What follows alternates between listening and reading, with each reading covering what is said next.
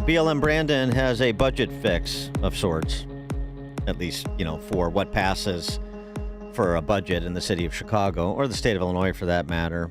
Announced it yesterday, but he is none too happy with the so-called corporate caucus, his term. Those who won't go along with all of his revenue-generating ideas.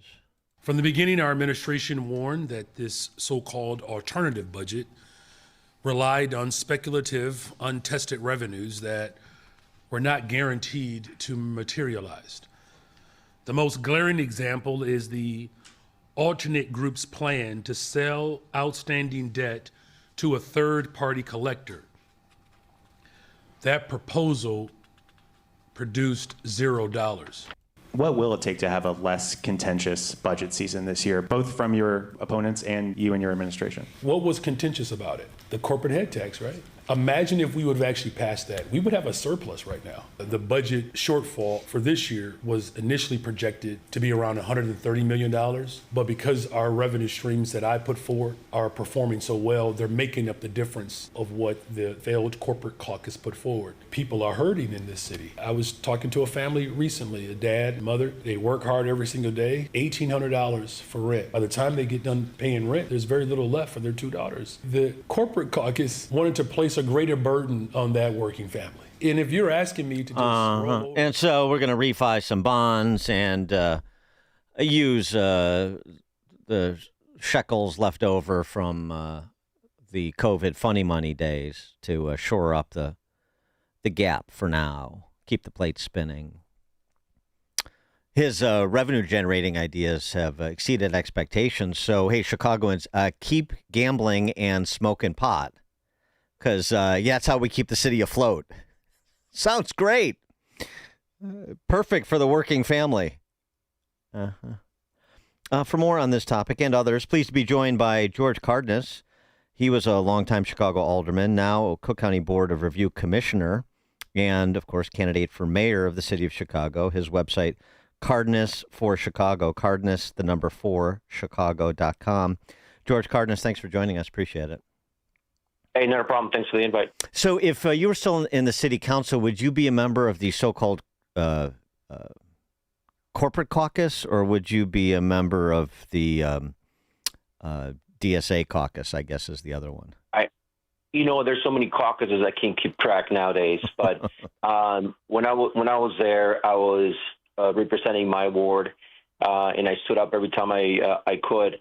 And voice my opinion on how to bring back resources to my community, which I did, plentiful during those times. And that's what I would do different. I think we're too many caucuses and too many disagreements, but they're not getting down to really the heart of the matter, and that is managing the resources of taxpayers. 32 years in running, increasing of taxes on Cook County residents. And that should tell you everything you need to know about the dysfunction and what we need to do about it. Well, so the corporate head tax too. But by the way, I think this is sort of arguing about how many angels dance on the head of the pin. I would oppose reinstituting it, but I don't think it's a seminal issue the way that both Brandon Johnson and members of the city council are making it. But where do you come down on that specifically, and then more generally on the perceived fight between Johnson and some segment of the city council over financing the city's expenditures? I think they're talking past each other, to be honest. Now, myself and my team audited the budget books of the city from 2019 to 2026 because that period gave you an idea of what was before and then what went off the rails. And what we uncovered was the fact that we were spending twice the rate of inflation.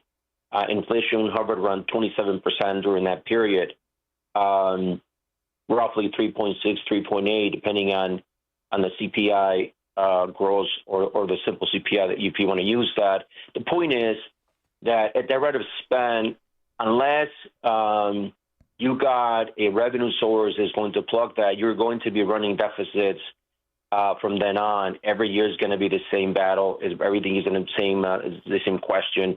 How do we fill the gap? How do we get more revenue?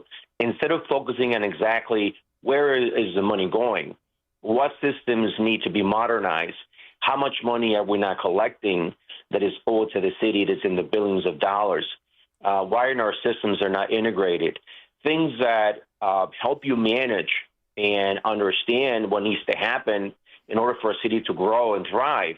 You need to understand its value. You need to understand where it needs to go. Well, so then what structural reforms would you propose? Because you have a city whose bond rating is just above junk, and it may be returning to junk, and you have particularly Chicago police and fire pension funds that are a quarter funded or less, death spiraling, really, if you talk to actuaries.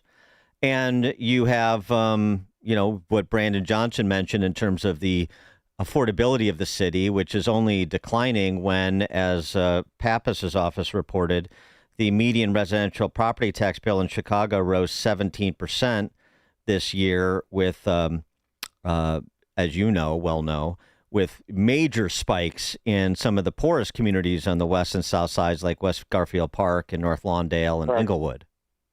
Right. So the structural reforms, how do we configure the city to make it make financial sense, to make it frankly viable? Well, you start with the spend, right? You start with the contracts. You get a baseline to see, where you're at. We're a $7 billion baseline of contracts. This is where the money outflows.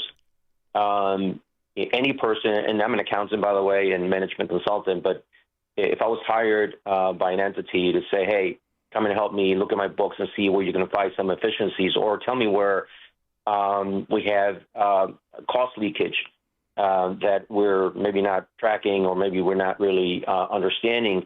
And part of that, if you just kind of go through your books to say, okay, where is the spending and this fragmented spending? Where is the outcome? Where is the measurement of that?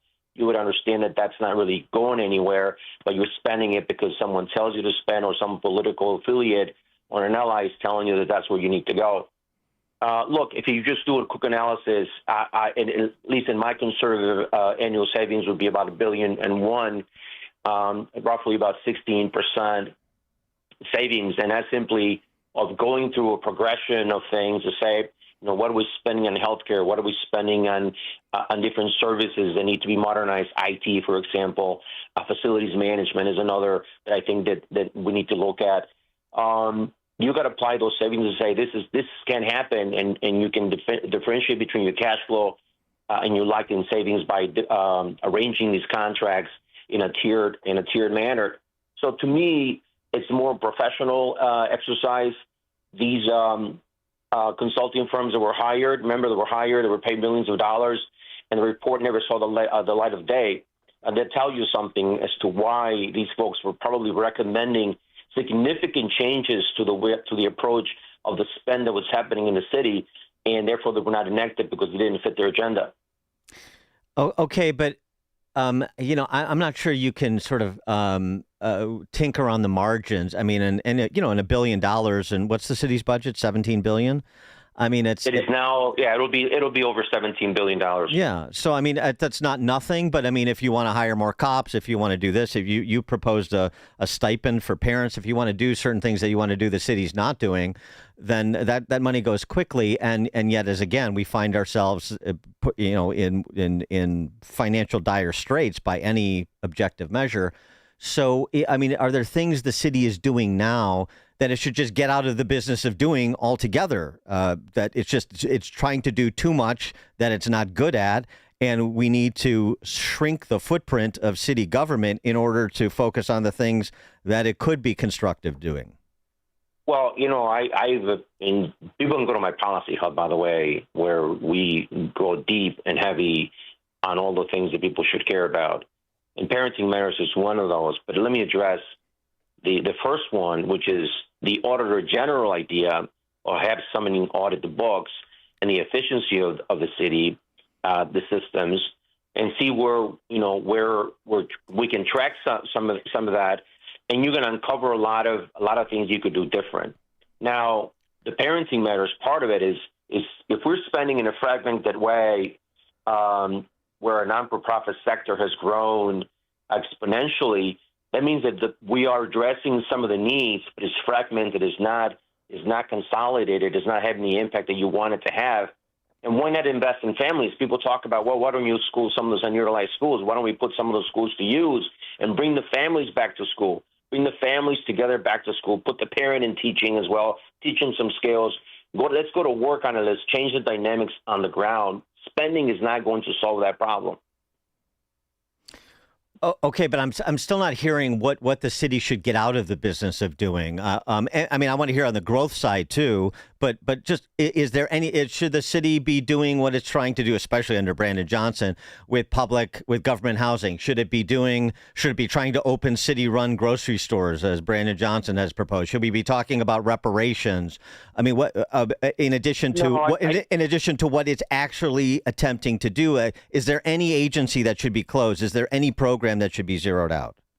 Well, I think, again, you got to go back to see what are we going to be closing. There's going to be some changes, obviously, and we're not going to be in the business. That's not our core function of having grocery stores.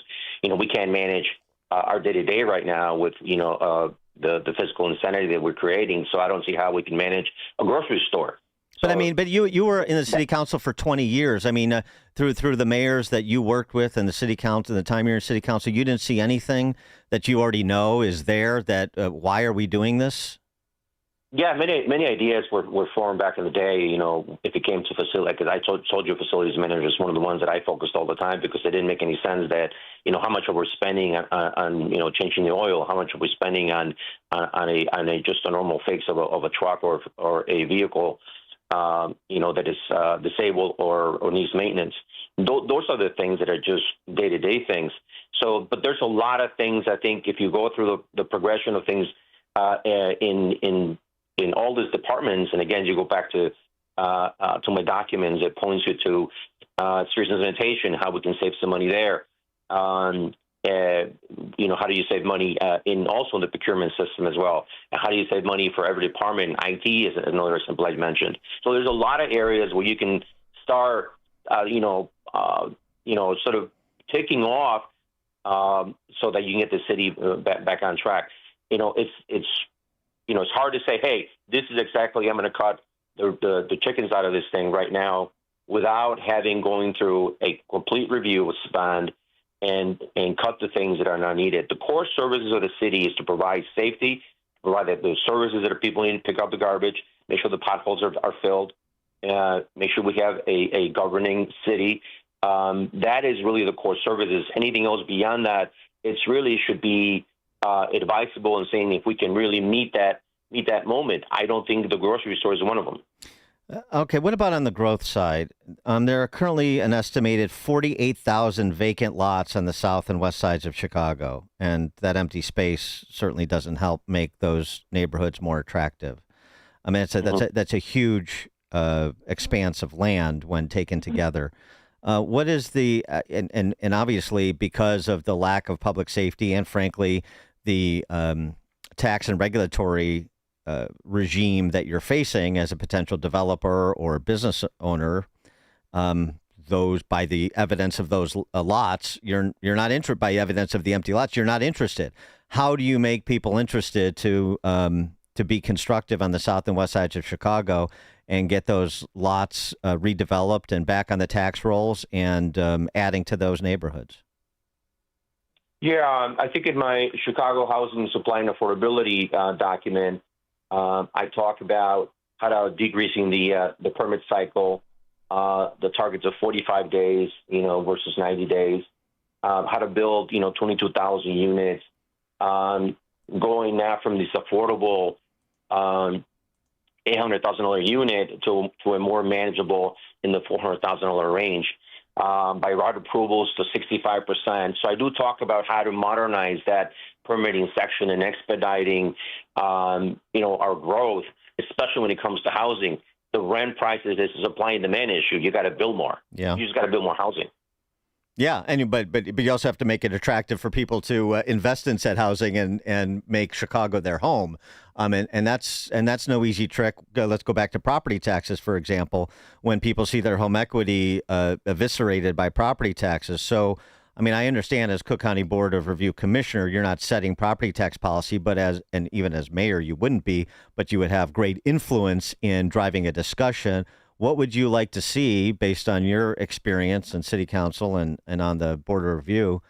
What structural changes, if any, do you think should be made to how Cook County and the state of Illinois do property taxation? Well, I think the assessment process, and I mentioned in writings in the Chicago Tribune last year, that I believe was broken. The fact our methodology was different between the board and also the assessor, and I think we're getting more to how we can more align on that. So the methodology is now one that we agree on, which is basically, including expenses, including the tax expense that was not there before, including cap rates and so forth. So we're in agreement on that now. But I think, we have a property tax working group where we really sit down and kind of think through what else can we do from an incentive standpoint, from a growth standpoint, and really decrease the pressure on homeowners in areas that are seemingly, twice, 3 times, 4 times the assessment of other properties, similar properties in the north part of the city, south part of the city, and south part of the county are getting hit hard, and the burden is shifting to more to them. And I think that's a methodology issue from the assessment process. I think we need to rein in. We have a new assessor coming in. I'm going to work with them tirelessly, to be honest with you, in understanding the data, understanding the gaps, and see if that methodology can change. But also, you got to grow the city. The downtown, the vacancy of downtown is a huge problem. I was there on State Street taking pictures because I'm doing this whole idea of a entertainment district in the downtown area, especially on State Street. You have, not just the empty lots, but you have in the downtown, by the way, you have tens really, properties that are for lease right out in that street in a few blocks. And that should not happen in the city of Chicago. State Street is that great street. Remember that song from Sinatra. We need to bring back life to the city of the downtown area, and you got to grow the city. I mean, we can tinker around some of the needs. The city's got to grow. We have some really infrastructure needs that need to be met. So we got to keep investing, and not just in people, but also in systems. And the only way to do that is by getting more taxpayers into the city, into the system. In the time we have left, I want you to address this parenting matters idea that you have and the possibility of providing stipends for parents. Okay. What's the concept? Well, the concept is simply to have parents more involved instead of just talking about punishing parents and fining parents. I talk about how to get the parents involved on stabilize the family. If you stabilize the family, then you're saving a child, right? To me, I think that merits a different look at how we spend some of the soft dollars to go for violence intervention. Why not put it in the hands of the family itself and stabilize it? So instead of paying like these violence interrupters that are, patrolling CTA platforms and so forth, you would just make a direct payment to parents to incentivize them to look after their kids. Yes, I think we do both. I think we lessen the need for direct violence intervention if we do on the preventive side. We're going to be launching our Safe Chicago platform or document that has, prevention, intervention, and consequences, which is really tying those three to just what I said. If we do the prevention side and we help families stabilize those families and have the mom or the dad be involved in that parent's upbringing, I think that's a great investment, right? We're not going to see that child acting crazy or chaotic, and that's a benefit to society. That's a lot less on safety costs by deploying police and so forth. And I think the social component makes sense to me. It's a family thing. Family matters. I mean, we all know that. Why not invest in the front end instead of the back end? And so there would be some sort of household income threshold in terms of parents that get paid, or how? Absolutely. I mean, absolutely. And there'll be consequences. Like I said, prevention, intervention, and consequences. That's really how you have to really look at it. Nothing's free. There's no free lunch. You got to be involved. There's got to be outcomes. We're going to measure those and then scale what works and eliminate what doesn't. But it's a new approach of managing resources, getting down to what is really going on in Chicago. We created a dashboard just recently for our own internal, tracking of a citywide portfolio of public safety confidence, and we measure that. Transit reliability recovery, and we measure that. Infrastructure delivery pipeline, we measure that. Resident engagement and trust, we also measure that. And on all 50 wards, we keep track of what's happening in those wards and what's working and what's not. Are there any issues that we should be tackling? Agencies, right? City colleges and workforce, track those. The job placement within 6 months, the dual credit participation, employer partnership growth, CDOS, reason sand, pothole closure, street lighting repair. Where are we with that on that? Are we tracking that? Resurfacing completion, are we tracking that? Planning and business affairs, permit cycle time, are we tracking that? A business retention, are we tracking that? Put a watch on it if it's below a certain percentage that we said we would need. Affordable units delivered, are we on track or not? And we put a measure on that. Public Building Commission, what are we building? What's the score on that? And then so that to me is what managing. If I'm going to be mayor, I'm going to have a weekly press conference, which each of these agencies that's going to be called on.